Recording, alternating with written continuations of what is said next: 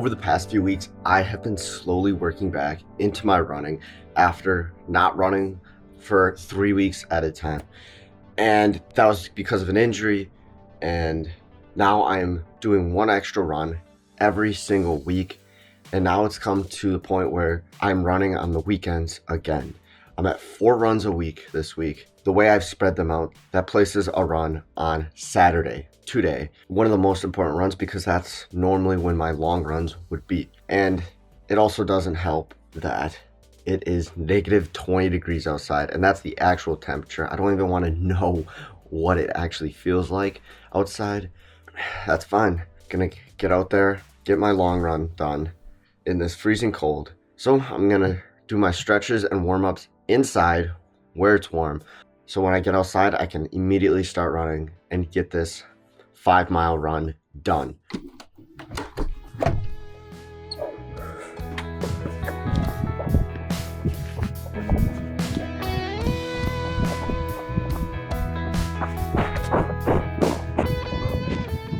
Now, I normally wouldn't refer to a 5-mile run as a long run, but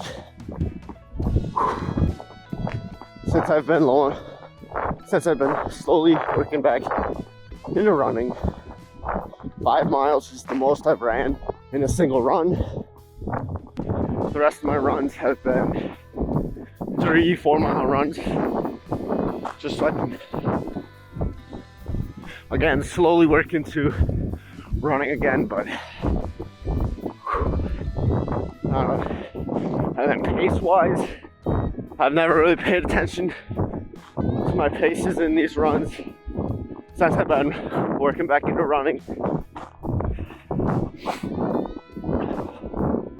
Just so I can run by feel. I mean, and even I know I'm not running that fast of a pace, but I'm out of breath. It's gonna be all because of how cold it is. But okay, eventually it'll warm back up, and then we'll be a rock star when it comes to running, because we're so used to running in the cold where your heart has to work harder than it normally would. So let's keep this run going. A few moments later. 5-mile run is complete. It was a good run. As I said during the run, right at the start, I just run based on feeling. I don't worry about pace, but it ended up being an average pace of, 1 second. Alrighty, never mind, I can't look. I think it was an average pace of like 8:25, which that's fine. That's right where I want an easy run, but because of the cold, heart rate was higher than it normally would have been at that pace on an easy run. But either way, it was a good run. Pretty cold outside, but when you dress properly, you stay warm. And the only thing that I guess was a little cold was my face. That was the only thing exposed to, only part of my skin exposed to the cold. But I don't know, it was a good run. It's nice thinking about where I'll be when the weather warms up, because again, I'm running what my easy pace was before I got injured when it was warmer, and now I'm doing that in the cold when your heart has to work harder to pump blood through your body. So in reality, once it warms back up, I should be able to a faster pace, whether it's 8 minute per mile pace or just under that as my easy pace, since I'm running in the cold and my body is adapting to the extreme cold. By the time it warms back up, since it's adapted to the extreme cold, it should be even better for when it's just normal temperatures. So I'm really looking forward to that and the possibilities that'll bring into my training, and just the fact that I'm slowly working back into mileage. Like I said, I'm at this week was 4 runs this week. Next week will be 5, and then the following week will be 6 runs. And once I get to that 6 runs per week, then I'll start increasing the mileage per run. Because right now, all my runs except today's run are 3-mile runs, 3 to 4 mile runs, depending just how far I go. If I change the route and just run a little extra just because I'm trying a new route, whatever it is, they're usually 3 to 4 mile runs. And then today's run, which I consider my long run, was 5 miles, which it's a little humbling to have to call a 5-mile run my long run, but that's what happens when you don't slowly and steadily increase your training mileage and your training intensity, and then you get hurt. And that's a lesson I've now learned, and am now applying that lesson to my training and progressively overloading my training, both in mileage, number of runs, and intensity, just slowly building back up to 6 runs a week and 40 miles per week like I was before I got hurt. But now I'm doing it the right way, slowly. Alrighty, it's time for this body weight session. And for this session, it's a 15-minute AMRAP. And then after the 15 minutes, then it's just 3 rounds of quality work on some exercises. So first 15 minutes is all about trying to get as many reps done or many rounds done as fast as you can. And then the 3 rounds afterwards is just some quality stuff. So the 15-minute AMRAP is minute high knees, 30 right leg reverse lunges, 30 hand release push-ups, and then 30 left leg reverse lunges, and then do that as many times in 15 minutes. And then after the 15 minutes is up, then it's 3 rounds of 20 forward lunges, 10 each side, and then 10 donkey kicks. I've never heard of that. I got to see what that is. And then 1 minute plank hold, and then do that 2 more times for quality. Pretty simple workout. I mean, for my body weight sessions, I'm already at 6 sessions per week. One session of body weight training every single day. That I'm not increasing at all throughout the weeks. That's already at what I want it to be. The progressive overload, that's all with just the running, because the running is really what I want to get back into and get back to chasing the ambitious running goals that I have for this year, and especially for the race that I have in the fall of 2026. So I'm excited for that, but let's get this bodyweight session out of the way.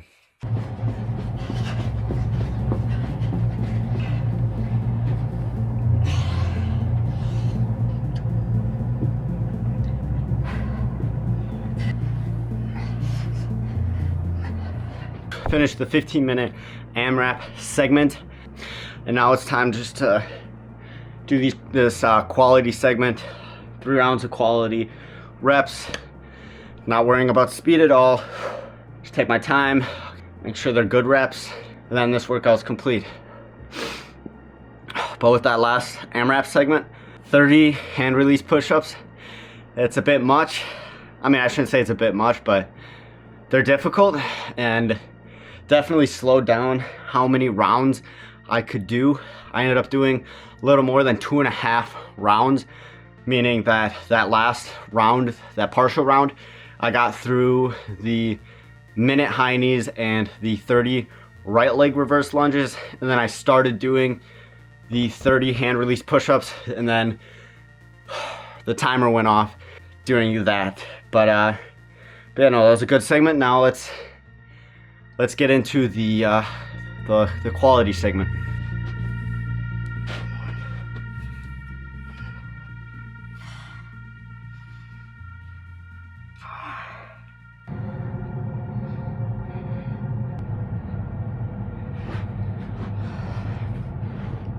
Entire workout is done, and really all these bodyweight sessions, and eventually once I get back into weightlifting, once I get access to a gym, body weight and lifting sessions will all be like, I guess you could say a side objective to my running.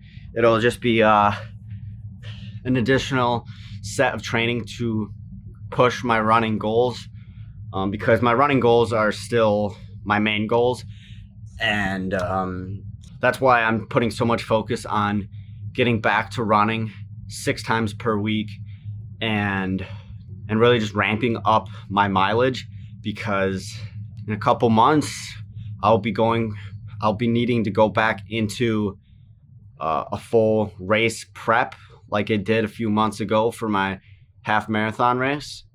And when I get to that point, when I start that prep, I already want to be running certain paces and running certain distances, so that when I start that prep and during that prep, I can really nail down exactly what I want to work on. And I don't want to say what that race is. I mean, you could assume what type of race it is, judging that my half marathon was the last race I did, and there's kind of just only one type of race that's after the half marathon. I don't want to say what my time goal is or whatnot. I just want to leave that until closer to when I actually start the prep and when I'm actually back to fully running, because then I don't know, for me right now to say what my goal time will be next fall for that race,